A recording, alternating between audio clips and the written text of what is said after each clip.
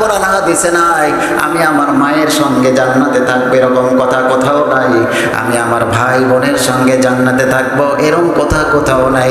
কিন্তু রব্বুল আলামিন ঘোষণা করেছেন জান্নাতের মধ্যে একজন মানুষ তুমি পাবা, যেই মানুষটা হলো তোমার দুনিয়ার বৈধ স্ত্রী। সুবহানাল্লাহ। ও মুসলমান, সুবহানাল্লাহর আওয়াজ বাড়ায়, কথা বলেন না কেন? কিছুক্ষণ আগে বললাম কি, একবার সুবহানাল্লাহ বললাম মানে আল্লাহ পাকের পবিত্রতা বর্ণনা করলাম। রব্বুল আলামিন আপনি পুত পবিত্র। রব্বুল আলামিন বলেন এ পাগল আমি তো এমনি পবিত্র। সুবহানাল্লাহ। আমি আল্লাহ তো এমনি পবিত্র। আমি পবিত্র হওয়ার পরেও, আমি পবিত্র সত্তা, পবিত্র হওয়ার পরেও যে গুনাহগার বান্দা, আমি আল্লাহ তাআলার পবিত্রতার সাক্ষ্য দিল। ও ফেরেশতারা তোমরা সাক্ষী থাকো, আমি আল্লাহ তাআলা ওই সমস্ত বান্দাদের জিন্দেগীর সমস্ত গুনাহ মাফ করে তাদেরকেও পবিত্র করে দিলাম। সুবহানাল্লাহ। এই জন্য বলেছি যাদের জবান দিয়ে আল্লাহ পাকের জিকির বের হয়, যাদের জবান দিয়ে আল্লাহ পাকের পবিত্র শব্দগুলো উচ্চারণ হয়, তাদের কপাল খুবই ভালো, তাদের নসিবটা খুবই ভালো। মসজিদের বাইরে অনেক কথা আমার জবান দিয়ে বের হয়, অনেক গল্প সল্প বের হয়, কিন্তু মসজিদে আসার পরে আমার আপনার জবান আর চোখ বন্ধ থাকে কেন? বুঝতে হবে হৃদয়টা মরে গেছে, হৃদয়ের উপরে আল্লাহ পাক একটা আবরণ ফেলিয়ে দিয়েছেন। কথা বলে না? শরম নাই আলোচনা, এক মাস আগের আলোচনা শরম নাই। আল্লাহ পাক বলেছেন তাদেরকে যতই বাণী শোনান, যতই ফজিলতের ওয়াজ শোনান, যতই কোরআন খুলে খুলে তাফসীর করে করে সঠিক ব্যাখ্যা শোনান, ও নবী তাদেরকে আপনি হেদায়েতের রাস্তায় আনতে পারবেন না। কারণ হলো আমি আল্লাহ তাআলা ওই শ্রেণীর বান্দাদের কলবের উপরে, হৃদয়ের উপরে একটি আবরণ ফেলে দিয়েছি। আবরণ। তারা শুনেও শুনবে না, দেখেও দেখবে না, বুঝেও বুঝবে না, ঠিক কিনা বল? এই জন্য মুসলমান ইমানদার, আমার আপনার জবান এটা হলো হেডকোয়ার্টার। এই জবানটাকে পরিশুদ্ধ করতে হবে। জবানের দ্বারা গীবত শিকায়েত করা যাবে না, জবানের দ্বারা মিথ্যা কথা বলা যাবে না, জবানের দ্বারা চগলখড়ি করা যাবে না। আজকে যত মানুষ তাদের নেক আমলকে ধ্বংস করে, যত মানুষ ঈমান আমলকে ধ্বংস করে, যতগুলো ঈমান আমল ধ্বংস করার কার্যকর হাতিয়ার রয়েছে, তার মধ্যে অন্যতম হাতিয়ারের নাম হলো আপনার আমার জবান। এই গত সপ্তাহে বলেছিলাম কত যুবক আজকে বাংলার জমিনে সেই বাচ্চাগুলো, সেই যুবকগুলো নাস্তিক হয়ে যায় মুহূর্তের মধ্যে, ঠিক কিনা বলেন? ঈমান আনতে কিন্তু সময় লাগে না, কিন্তু জাতেও সময় লাগে। বলেছিলাম সূরা ফাতিহার আউযু বিল্লাহ আলিফ থেকে বিসমিল্লাহর বা থেকে মিনাল জিন্নাতি ওয়ান নাস পর্যন্ত পুরা কোরআনকে বিশ্বাস করার নাম কি? কথা বলেন। পুরা কোরআনের প্রতিটি শব্দ, প্রতিটি নুক্তা, প্রতিটি অর্থকে আমার বিশ্বাস করার নাম ঈমান। কিন্তু পুরা কোরআনকে বিশ্বাস করতে হবে ঈমানদার হওয়ার জন্য। তবে মনে রাখতে হবে বেঈমান হওয়ার জন্য পুরা কোরআনকে অস্বীকার করার প্রয়োজন নাই। কেউ যদি একটা নুক্তাকে অস্বীকার করে, একটা শব্দকে অস্বীকার করে, করার সঙ্গে সঙ্গে সে কি হয়ে যায়? বেঈমান হয়ে যায়। কি হয়ে যায়? এই জন্য খুব সতর্ক। বলেন দেখি, এই যে বেঈমান সূচক যে শব্দগুলো উচ্চারণ হয় কি দিয়ে? জবান দিয়ে, ঠিক কিনা? যারা নাস্তিক, আল্লাহকে অস্বীকার করে, আখিরাতকে অস্বীকার করে কি দিয়ে? জবান দিয়ে। আবার এমন একজন বান্দা 60 বছর 70 বছর শিরকের মধ্যে, বিদআতের মধ্যে ডুবেছিল। একজন মুশরিক, সে যদি ইচ্ছা করে আমি পবিত্র কালেমা পড়ে মুসলমান হয়ে যাব, ঠিক কিনা? মুসলমান শুধু ইচ্ছা করেছে, পবিত্র হাসিল হয়েছে, গোসল করেছে, এরপরে সে যদি লা ইলাহা ইল্লাল্লাহ মুহাম্মাদুর রাসূলুল্লাহ সাল্লাল্লাহু আলাইহি ওয়াসাল্লাম এই কালিমা তাইয়্যিবাটুকু জবান দ্বারা বিশ্বাসের সাথে পড়ে, আল্লাহ পাক রব্বুল আলামিন বলেন বান্দারে তোর অতীতের 60 বছর 70 বছরের যত নাফরমানি আমি আল্লাহ তাআলা ক্ষমা করছি। ফাউলাইকা ইউবাদদিলুল্লাহু সাইয়্যাতিহিম হাসানাত।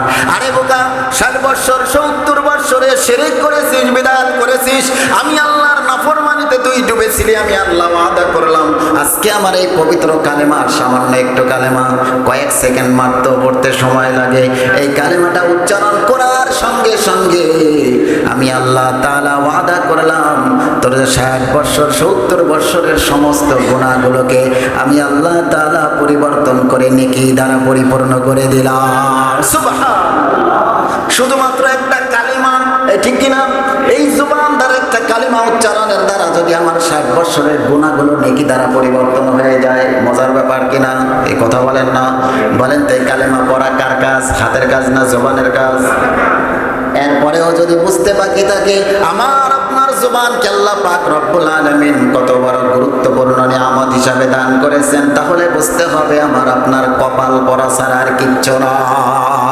এরপরেও যদি বুঝতে বাকি থাকে আল্লাহ পাক রব্বুল আলামিন এতগুলো নিয়ামত আপনাকে আমাকে দান করেছেন, তার মধ্যে আল্লাহ পাক এমন একটি নিয়ামতের কথা বলেন যে হৃদয়টাকে তোমরা সুস্থ করে আসো। হৃদয়ের অসুস্থতা বড় অসুস্থতা মুসলমান। শারীরিক অসুস্থতার কারণে সর্বোচ্চ আমাদের মৃত্যু হয়ে যাবে, কিন্তু মৃত্যুর পরে আমার আপনার জান্নাত হবে জাহান্নাম হবে সেটা আল্লাহ পাকের হাতে, ঠিক কিনা?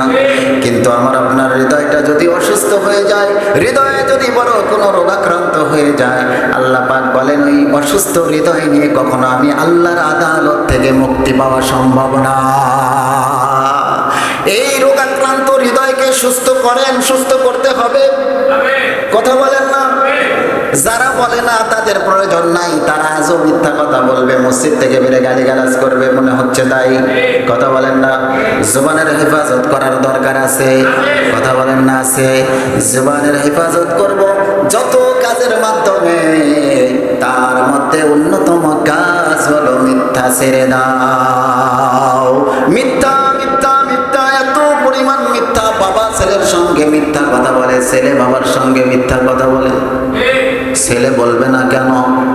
ছেলেরও ছোট্টবেলা থেকে মা বাবার মুখে মিথ্যা শুনতে শুনতে মিথ্যা কথার সন্তানের ছোট্ট নিষ্পাপ বাচ্চার হৃদয়ের উপর এমন প্রভাব ফেলেছে যে সন্তান বড় হয়েছে বটে, সন্তানের জবান দিয়ে মিথ্যা ছাড়া সত্য কথা বের হয় না। এটা কি সন্তানের দোষ?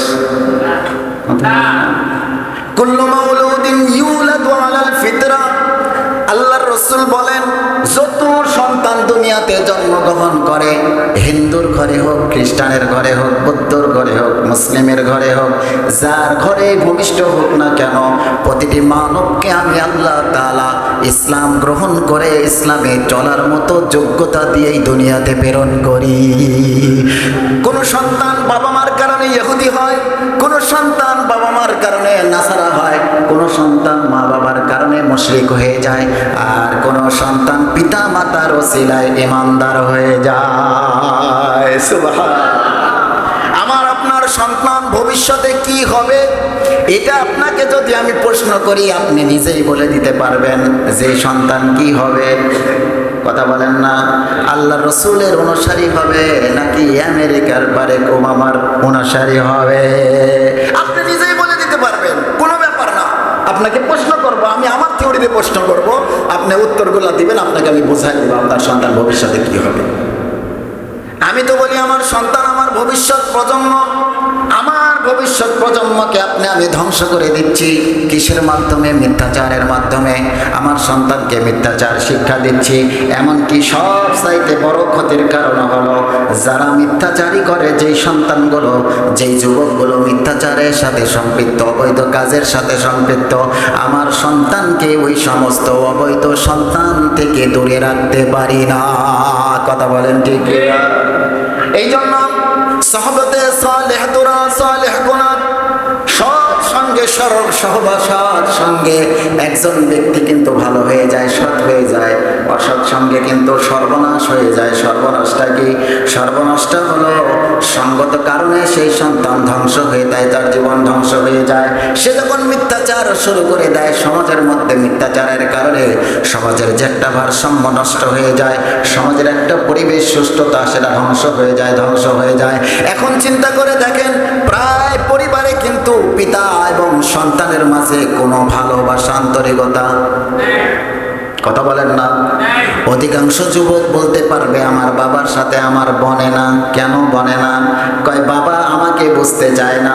আবার যদি ওই যুবকের বাবাকে প্রশ্ন করি, বলবে ওই সন্তান আমার কুলাঙ্গার সন্তান, কারণ ওই সন্তান আমার বাধ্য সন্তান না, আমি বলি ডানে যাতে সন্তান চলে যায় বাঁয়ে।